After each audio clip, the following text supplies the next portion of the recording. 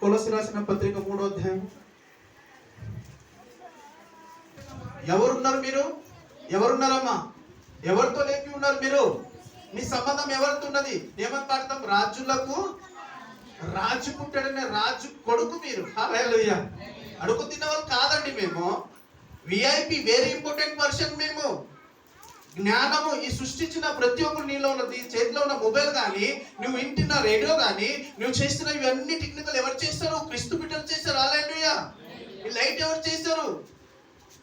ఎవరు చేశారమ్మా? తెలుసా? స్కూల్ పోయే పిల్లలు ఎవరు చేశారమ్మా? తామోస్ చేసిండు. స్కూల్కి వెళ్ళిండు ఆయన. స్కూల్ నుంచి గంటేశారు ఆయన. హల్లెలూయా. ఎక్కడి నుంచి గంటేశారు? స్కూల్ నుంచినే గంటేశారు. ఆయన ఎట్లా పెరిగారు? దేవుడు కృప వల్ల, దేవుడు జ్ఞానం వల్ల. మీరు జ్ఞానులు. మీరు ఎవరు?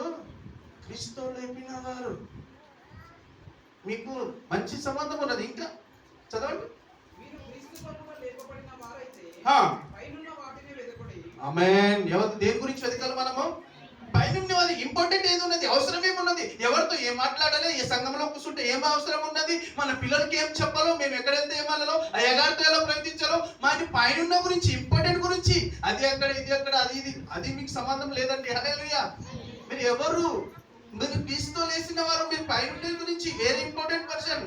ఇంపార్టెంట్ మాట మీ నోటి నుంచి రావాలి. ఇంకా అక్కడ క్రీస్తు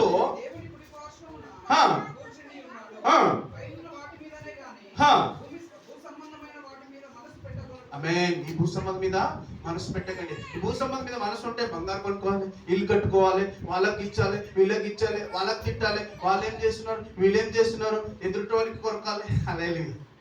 ఈ భూమి మీద ఏం తప్ప ఏమైనా ఉంటాయండి? నేను ఎక్కడ వెళ్తే నేను ఇంట్రొడక్షన్ ఇయ్యను. హల్లెలూయా. నేను ఎవరో, నేను ఎందుకు వచ్చినానో ఇంట్రొడక్షన్ ఇయ్యను. పరిశుద్ధాత్మకు నేను ప్రేర్ చేస్తాను.